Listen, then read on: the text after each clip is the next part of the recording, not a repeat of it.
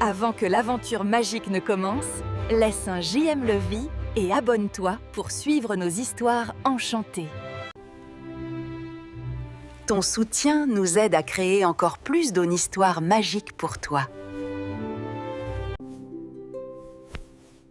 Il y a bien longtemps, vivait un empereur qui aimait les beaux habits neufs. Il avait un costume pour chaque heure du jour et ne s'occupait que de sa toilette. La ville était gaie et des étrangers venaient visiter le royaume chaque jour. Un jour, 2 escrocs arrivâtrent en ville, prétendant être d'habiles tisserands. Ils disaient pouvoir tisser les étoffes les plus magnifiques et aux couleurs exceptionnelles.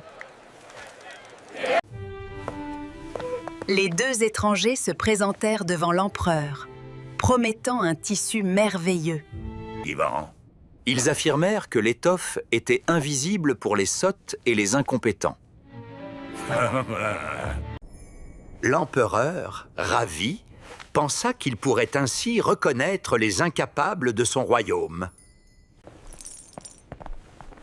Il leur donna une forte somme d'or pour qu'ils commencent leur travail immédiatement. Les escrocs installèrent 2 grands métiers à tisser dans une salle du palais. Ils firent semblant de tisser, mais il n'y avait absolument rien sur les métiers.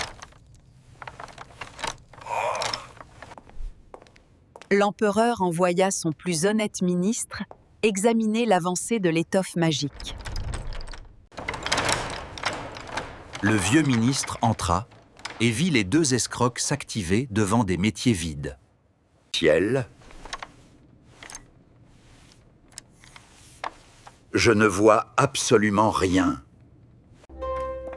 Les imposteurs l'invitèrent à approcher pour mieux admirer les motifs et les couleurs. Suis-je incompétent ? Pensa-t-il avec angoisse. Je ne dois pas l'avouer. Il fit semblant d'être émerveillé et promit de dire à l'empereur que c'était magnifique.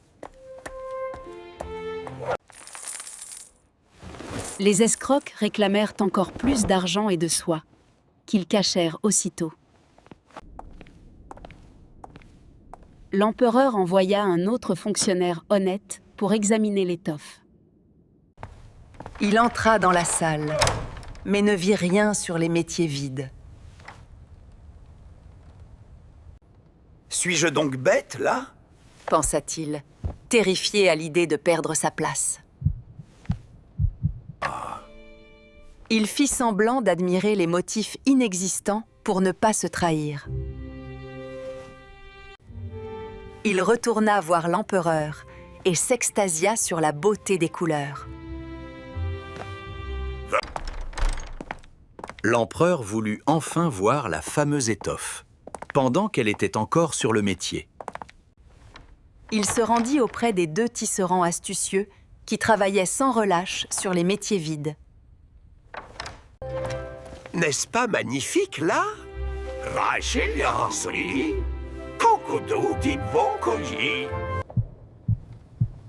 Que signifie cela, Ta? Je ne vois rien du tout, Pliel. C'est terrible, Tcha. Suis-je un sot, Griketa? Ne suis-je pas fait pour être empereur Te? C'est très beau. C'est très beau.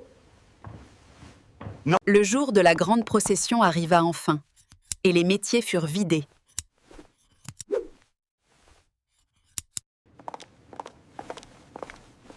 Les escrocs firent semblant de tenir les habits à bout de bras. Voyez, Majesté Panta, ils sont si légers qu'on ne sent rien. L'empereur se mit en chemise, et les 2 hommes mimèrent l'habillage.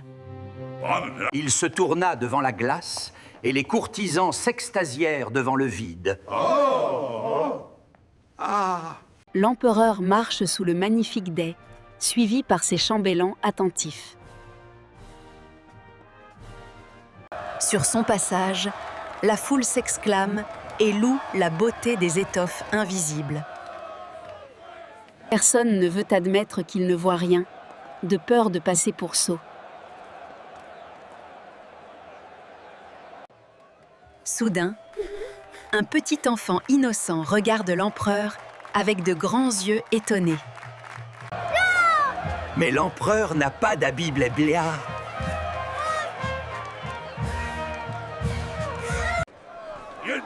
La foule murmure la vérité, mais l'empereur continue sa marche, plus fier que jamais.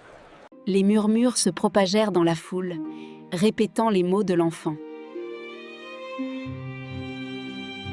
Soudain, tout le peuple s'écria belle. Mais il n'a pas d'habit du tout porté! L'empereur frissonna, car il lui semblait bien que le peuple avait raison.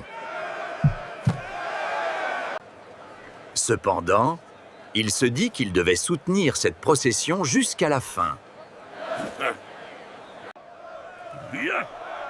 Alors il redressa la tête avec encore plus de fierté et d'arrogance. Les chambellans marchèrent avec zèle, portant la traîne qui n'existait pas.